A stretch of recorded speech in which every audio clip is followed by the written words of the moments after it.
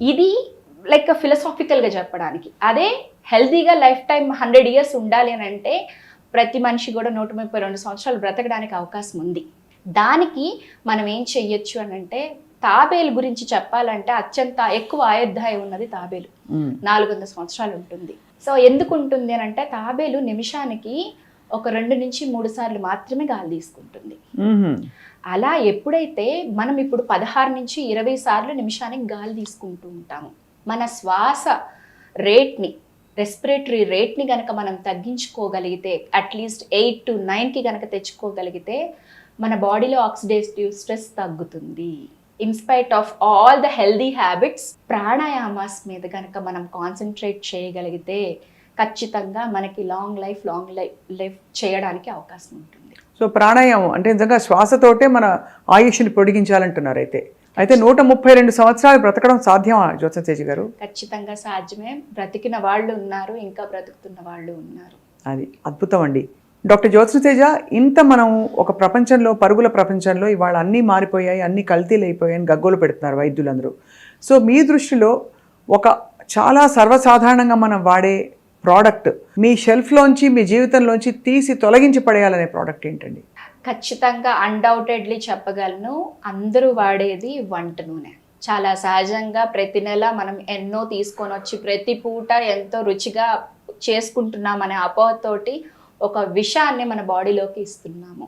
ఇప్పుడు మనకు వస్తున్న అన్ని రకాల వంట నూనెలన్నీ కూడా గానుగు నుంచి వచ్చినవి కాకుండా ప్యాకెట్లో వచ్చే ప్రతి ఒక్క ఆయిల్ కూడా, వంట ఆయిల్ మనకి ప్రమాదాన్ని తీసుకొని వస్తూనే ఉంది.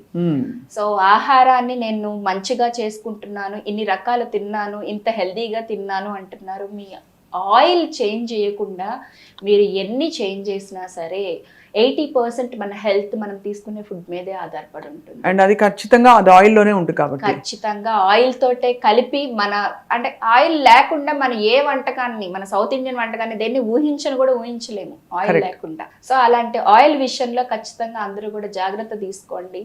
ఒక మధ్య తరగతి కుటుంబీకులు ఎవరైనా సరే ఆలోచించేది ఏంటంటే, నా వంట నూనెని కనుక మార్చడం వల్ల నాకు ఇంత బడ్జెట్ పెరుగుతుంది అంటారు. అది 10 ఏళ్ల తర్వాత మీరు హాస్పిటల్కి వెళ్ళే బడ్జెట్ని చాలా తగ్గిస్తుంది అంటాను నేను.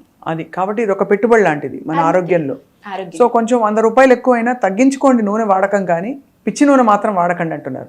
నిజంగా మంచి నూనె అంటారు, అక్షరాల మంచి నువ్వుల నూనె కానీ లేదు, మీరు అన్నట్టు పప్పు నూనె, రకరకాల మనకి వింటూ ఉంటాం కదా. ఎనీథింగ్ కోల్డ్ ప్రెస్డ్ అంటారా? ఎనీథింగ్ కోల్డ్ ప్రెస్డ్, బెస్ట్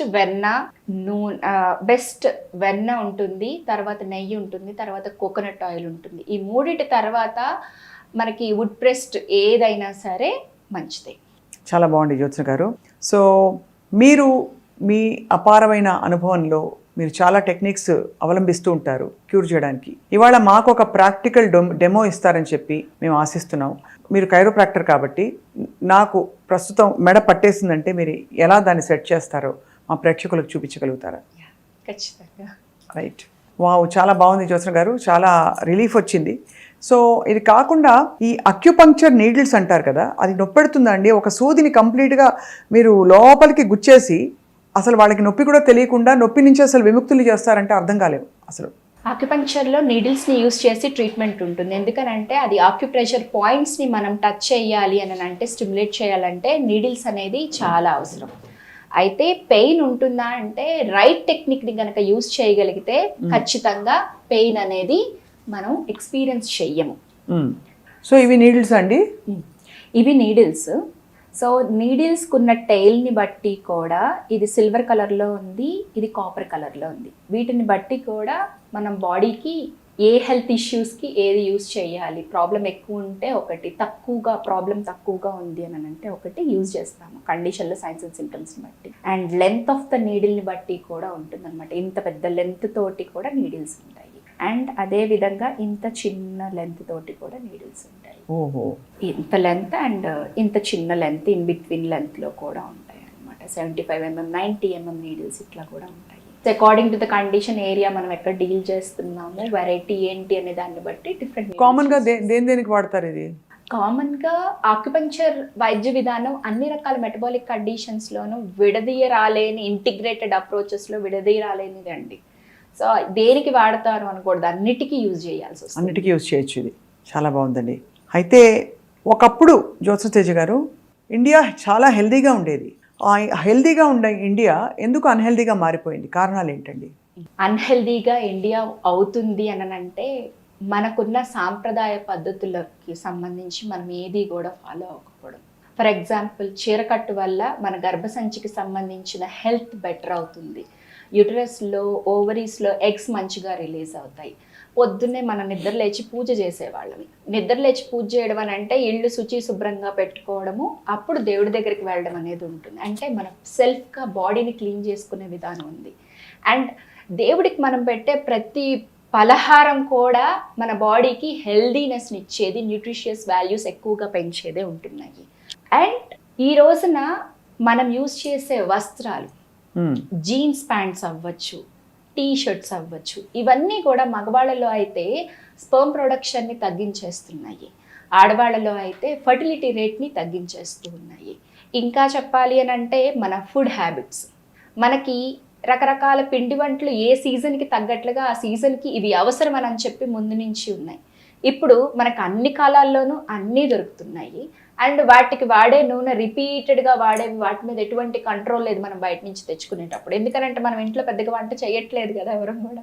అవునవును. సో ఎప్పుడైతే ఇంట్లో వంట మానేసామో, బయట నుంచి ఎక్కువ తీసుకొని వచ్చి తింటున్నామో, అప్పటి నుంచి కూడా హెల్త్ డిస్టర్బ్ అవడం స్టార్ట్ అయింది. ఎందుకనంటే ఫుడ్ ఈజ్ మెడిసిన్ అంటాము. ఎలాంటి ఆహారం తింటామో మనం అలాగే ఉంటాము. అవును. సో ఈ ఆహారపు అలవాట్లు ఒకటి.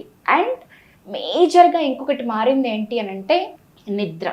మనకు తెలుసు early to bed early to rise అని చెప్పి. ఈ రోజున ఎన్ని గంటలకి మనం నిద్ర లెగుస్తున్నాము? సో మన బాడీకి ఆర్గాన్ క్లాక్ ఉంటుంది. రాత్రిపూట 1 నుంచి 3 మధ్యలో కనుక మనం డీప్ స్లీప్లోకి కనుక వెళ్ళకపోయినట్లయితే మనం ఎంత మంచి ఆహారం తీసుకున్నా సరే మన లివర్ అనేది డిస్టర్బ్ అవుతుంది. సర్కేడియన్ రిథమ్ అని ఈ మధ్య అందరూ కూడా చెప్తూ ఉన్నారు కదా. అలాగే ఎర్లీ మార్నింగ్ నిద్ర లేచి చిన్న ప్రాణాయామం చేసి, కొంత వాకింగ్ చేసి, గట్ మొత్తం అంతా క్లియర్ చేసుకోవడం వల్ల కూడా బెటర్గా ఉంటుంది. ఇలా ఈ సైకిల్ ఎప్పుడైతే డిస్టర్బ్ అవుతుందో మన గట్ కూడా డిస్టర్బ్ అవుతుంది. గట్ డిస్టర్బ్ అయ్యింది అని అంటే గట్ అండ్ బ్రెయిన్ కనెక్టివిటీ ఉంటుంది. సో అందువల్ల బ్రెయిన్ కూడా సరైన థాట్ ప్రాసెస్లో ఉండదు. మనం చేసే వర్క్లో ఖచ్చితంగా క్వాలిటీ తగ్గుతుంది. ఇలా ఎన్నో రకాల పారామీటర్స్ మనం మన పూర్వీకుల నుంచి తీసుకున్నది కాకుండా ఇప్పుడు పాశ్చాత్యంగా మనం ఏదైతే తీసుకుంటూ ఉన్నామో అది మన కాలమానానికి, మనకున్న క్లైమాటిక్ కండిషన్స్కి వీటికి కూడా సెట్ అవ్వదు. ఫర్ ఎగ్జాంపుల్ ఫుడ్ ఖచ్చితంగా వెస్ట్రన్ ఫుడ్ మీరు అంటున్నారు. వెస్ట్రన్ ఫుడ్ ఈ రోజున పిజ్జా, బర్గర్స్ తినని వాళ్ళు ఎంతమంది ఉన్నారు చెప్పండి. సో అది మేజర్ ఇష్యూ ఉంటుంది. సో వాటన్నిటిలోనూ ఫ్రీ గ్లూకోజ్ అవైలబుల్గా ఉంటుంది. ఫ్రీ గ్లూకోజ్ అవైలబుల్గా మైదా ఇవన్నీ కూడా అవైలబుల్గా ఉన్నాయనంటే మన బాడీలో రిమైనింగ్ వైటమిన్స్ అండ్ మినరల్స్ అన్నీ కూడా పూర్తిగా డౌన్ అయిపోతూ ఉన్నాయి. ఒక చిన్నది ఏంటంటే మనము ఒక షుగర్ మాలిక్యూల్ని తీసుకుంటే మన బాడీ దాన్ని మెటబలైజ్ చేయడానికి 56 మాలిక్యూల్స్ ఆఫ్ మెగ్నీషియం కావాలి. ఓహో. సో ఎప్పుడైతే మెగ్నీషియం ఇలా ఖర్చు అయిపోతూ ఉంటుందో అట్లీస్ట్ మనం బయట నుంచి సోర్స్ అన్నా చేయాలి. మెగ్నీషియం రిచ్ మనం ఏమి తీసుకోవాలి. సో మెగ్నీషియం సోర్స్ చేయకపోవడం వల్ల మెటాబాలిజం పడిపోతుంది. ఖచ్చితంగా పడిపోతుంది. నిద్ర డిస్టర్బ్ అవుతుంది, హార్ట్ రిథమ్ చేంజ్ అవుతుంది, యాంగ్జైటీ వస్తాయి, ఇవన్నీ కూడా వస్తాయి. సో డైరెక్ట్ గా షుగర్ మనల్ని ఏం చెయ్యదు. ఈ షుగర్ ఇండైరెక్ట్ గా మిగతా న్యూట్రియంట్స్ అన్నిటిని కూడా అబ్జార్ప్షన్ ని తీసేసుకుంటుంది, పూర్తిగా అదే వాడేసుకుంటుంది. అది మెటబలైజ్ అవ్వాలి కదా. సో అలాగా డిఫరెంట్ పారామీటర్స్ అన్ని కూడా ఉన్నాయి. అందుకనే ఫుడ్ ఎలా తింటున్నాము అనేది ఖచ్చితంగా జాగ్రత్తగా చూసుకోవాలి. అందుకే హెల్దీగా ఉన్న ఇండియా ఇప్పుడు అన్హెల్దీగా మారిపోయిందంట. ఖచ్చితంగా, no doubt. Finally doctor Jyotsna Teja గారు, మీరు మీ ఆరోగ్యం కోసం మీరు ఆహ్లాదంగా, అందంగా, ఆనందంగా ఉండాలంటే ఏం చేస్తారు? నేను నా ఆరోగ్యం కోసం ప్రతి 3 నెలలకు ఒకసారి కూడా బేసిక్ సర్వీసింగ్, మన కార్కి, మన దగ్గర ఉన్న వెహికల్స్కి మనం ఎలా సర్వీస్ చేయిస్తామో అలాగా ప్రతి 3 నెలలకు ఒక్కసారి కూడా మన బాడీకి బేసిక్ మెయింటెనెన్స్ అనేది ఉంటుంది. డిటాక్సిఫికేషన్ ప్రొసీజర్స్ ఉంటుంది, ఓజోన్ థెరపీస్ ఉంటాయి, ఫ్యూ ఐవి ట్రీట్మెంట్స్ ఉంటాయి. ఇవన్నీ కూడా నేను ఖచ్చితంగా తీసుకుంటాను. ప్రతిరోజు నా టేబుల్ మీద గమనిస్తే లెమన్ వాటర్ ఉంటుంది, దాంతో పాటుగా వైటమిన్ సి ట్యాబ్లెట్ ఉంటుంది. సో నేను ఇది వాడతాను, అది వాడతాను. ఎందుకనంటే నాకు తెలియదు నేను తీసుకునే లెమన్లో ఎంత న్యూట్రియంట్ వాల్యూ నాకు వస్తుందని. అలాగని సహజంగా దొరికే వాటిని నేను డినై చేయలేను, టాబ్లెట్స్ తీసుకుంటున్నానని. సో సహజంగా ఉండే వాటిని మనం ఫాలో అవ్వాలి, న్యూట్రాసిటికల్స్ తీసుకోవాలి. అండ్ ఎర్లీ మార్నింగ్ ఖచ్చితంగా నిద్ర లేవాలి. ఇది ఎవరో ఫోర్స్ చేస్తే మనం చేసేది కాదు. మనకు అవేర్నెస్ వచ్చి నేను మారాలి, నా బాడీ బెటర్గా ఉండాలని ప్రతి ఒక్క మనిషి అనుకోవాలి. సో నేనైతే ఖచ్చితంగా ఎర్లీ మార్నింగ్ నిద్ర లెగుస్తాను, మెడిటేషన్ ఖచ్చితంగా చేసుకుంటాను, ఎక్సర్సైజ్ పార్ట్ ఉంటుంది. ఇవన్నీ కూడా నా రొటీన్లో ఉండేవన్నమాట. దాంతో పాటుగా నేను కొంచెం ఎక్కువ ట్రావెలింగ్ చేస్తాను. ట్రావెలింగ్ చేస్తున్నాను అని అంటే ఎక్కడ ఎలాంటి ఫుడ్ దొరికినా సరే తీసుకోను. ఒకవేళ నేను బయటికి వెళ్ళినప్పుడు తీసుకోవాలంటే మోస్ట్లీ ఫ్రూట్స్ని ఆప్షన్గా తీసుకుంటాను. నైట్ 6 తర్వాత ఖచ్చితంగా ఫుడ్ ఏమి తినకుండా ఉండడం కోసం ప్రయత్నం చేస్తాను, కాన్వెంట్ సిచ్యువేషన్స్లో మాత్రమే. And daily 2 meals a day అనే దాన్ని ఎవరైనా సరే ఫాలో అవ్వగలిగితే మితంగా ఆహారం ఆరోగ్యాన్ని ఇస్తుంది అనేది ఖచ్చితంగా అందరూ తెలుసుకోవాల్సిన విషయం. ఆ మితంలో కూడా quality of vitamins and minerals ఉండేటట్లుగా versatility ఉండాలి, మితంలో హితం ఉండాలి ఖచ్చితంగా. అది అప్పుడు మీరు అలా పాటిస్తూ మీరు మీ ఆరోగ్యాన్ని కాపాడుకుంటూ వస్తున్నారు. చాలా ఒక అందమైన ప్రపంచం మీ ప్రపంచం, ఎందుకంటే యువర్ ఇంటూ వెల్నెస్ అండ్ మనిషి శరీరం, ఆత్మ, మనసు అన్నీ కలిస్తేనే మనిషి, కేవలం శరీరం మాత్రమే మనిషి కాదని నమ్ముతారు. కాబట్టి మీరు ఆ హాలిస్టిక్ హీలింగ్తో, మీ ఇంటిగ్రేటివ్ అప్రోచ్తో చాలామందికి నయం చేశారు డాక్టర్ జ్యోత్స్న తేజ గారు. We wish you all the very best. And ఇంకా మరిన్ని విషయాలు మనం ఈ ఛానల్లో, మీ ఛానల్లో ప్రతి వారం ఒక టాపిక్, అందరికీ ఇష్టమైన టాపిక్ ఇంటర్వ్యూ మాట్లాడి మీతో బోల్డ్ విషయాలు మీ నుంచి తెలుసుకుని మేము పోస్ట్ చేయబోతున్నాం. With your permission. Thank you very much for the opportunities Swapna గారు. థ్యాంక్ యూ అండి. నమస్తే.